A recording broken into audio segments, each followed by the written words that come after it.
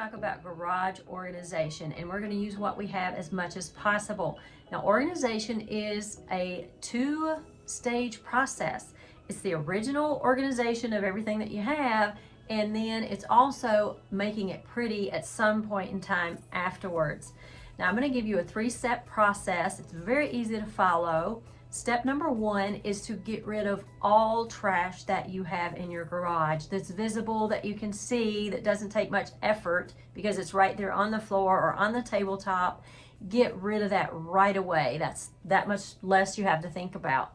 Step number two, everything that you have that you're keeping, put in a container, in a drawer, or hang it on the wall. Step number three is to have 2 to 3 bags, boxes, totes, bins on the ready so that you can put everything that you don't want, you're no longer using, in those containers to donate. Suggestions for donation locations would include your local church, Habitat for Humanity, Goodwill, VFW, or any charity of your choice. I'm sure they would be happy to get what you are no longer using. Be sure and call ahead first to make sure that they do accept those items. Be sure you have a phone so you can video, you can take pictures of your project before and after, so you can pat yourself on the back at the end for a job well done, and that will serve as your encouragement for future organizing projects in your home. I did not video this whole process because there actually was not a whole lot that I moved and reorganized in the garage. Most everything stayed where it was. There's one side of the garage that I did move a large storage unit into and kind of rearranged a smaller unit that I have. And I have a little bit more to do today, but I did want to show you my progress thus far. We also have a sofa and chair in the garage, and right this minute my husband's car, because he had to pull that in last night.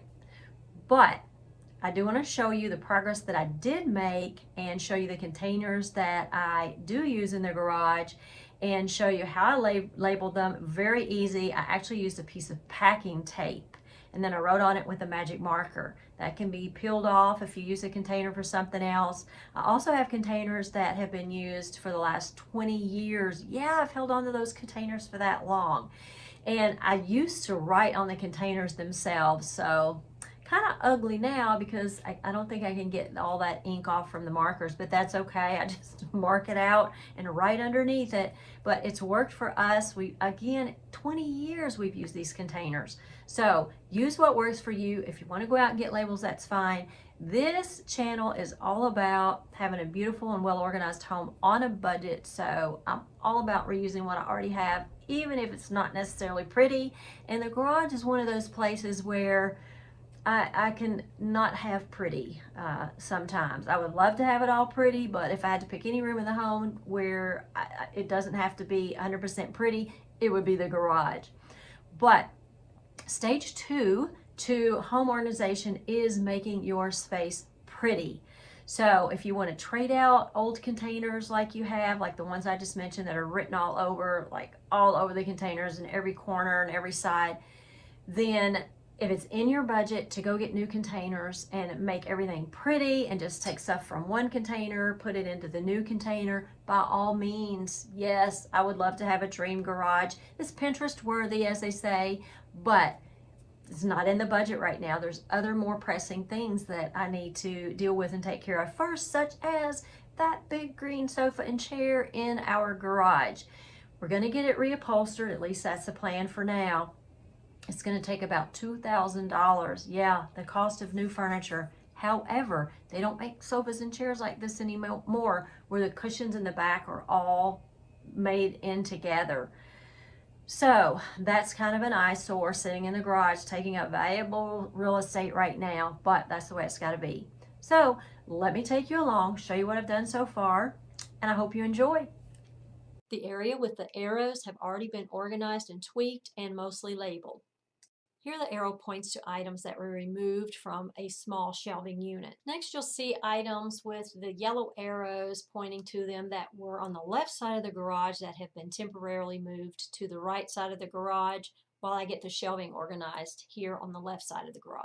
Most of the items that you see inside the yellow circle are going to be placed on the small shelving unit that the yellow arrow is pointing to. This large unit has been shifted to the left. The small unit is also going to go to the left, and a large unit just like the one you see is going to go in the empty space to the right. These next items are also items that have to be put back in the garage. Those boards are really long, so they actually can only fit on the left side. So I did not video myself organizing this garage. Now, it kind of looks like an organized mess still. There are a few things that I still have left to straighten, like this area and that area back there. This is going to be some yard sale items. This is as good as it gets right now. I still have to go through every Rubbermaid container there for like the second time and put some of that stuff in a yard sale. But this is Christmas, and this is Christmas, and down below is some fishing equipment, some toys, a little bit of camping stuff. And this is our Quickcrete, some bricks that came off our front porch. We're in the process of getting quotes on getting that repaired. And this is our leftover wood pile, sprinkler and yard tool things, gas and oils, buckets. This is our tool caddy. And this is a big container we're going to get rid of. I actually emptied 2 or 3 Rubbermaid containers. Maybe, no, it's more like 4 or 5 because I combined some things. So this is just some extra stuff here. Don't really have a place for it. This is about as good as it's going to get. This is a sofa and chair back here. That was ours when we first got married. It's really good. They don't make them like that anymore where the cushions and the back are all one piece. I want to get it reupholstered for the second time. So that will be when we save up money to do that. But once we get these 2 pieces out of here, then that'll make a lot more room.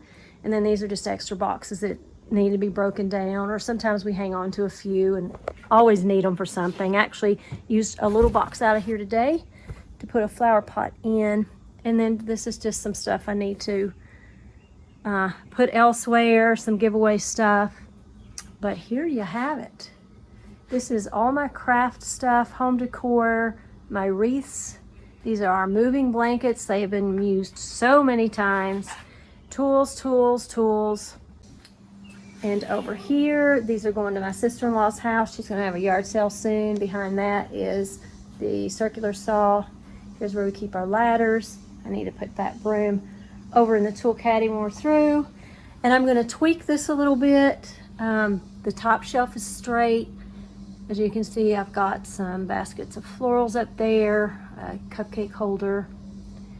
I got that at Goodwill, by the way. I think it was like $10 or less. And I've already used it. So cute. And then these are all of our nails and screws. This is my husband's little area right here. And actually I've got to clean off this desk because half of this mess is mine. And then, believe it or not, that is straight. Doesn't look like it, but it is. So that's pretty organized right there and right there. And actually under there even. Got to move my tennis shoes. This is some floral decor, gift wrap, ribbon, etc. So I've got a helium tank with no helium left in it, so we have to dispose of that properly. And again, this is yard sale stuff back here. And then these are my florals. I don't really have any place for them other than right there. So this is a garage full of too much stuff, but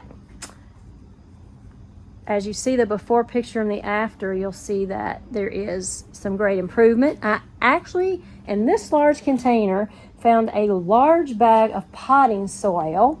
So I'll show you what I did with that. So those 2 pots up there at the top of the steps, they needed some good soil in them. So I filled those up. In my little garden area out here, I poured the rest of that potting soil out here because these plants desperately needed it. There wasn't a lot of dirt out here, and I actually put some mulch out here recently.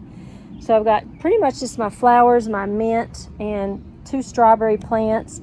Every time they get full of strawberries, the chipmunks come and get them before they're even ripe. So I guess there'll be ornamental strawberry plants as long as we live here. So there you have it. I'm so happy that I found that soil because I was going to go buy a bag soon, but I didn't have to because it was buried in the hot mess in the garage. All right, I'm heading back to the garage for one last look. And honestly, I'm happy with the way this is so far. It's organized in every Rubbermaid container that we're going to keep except right here, and the florals, and right there. All of these containers are full of yard sale stuff, so that will be gone before long.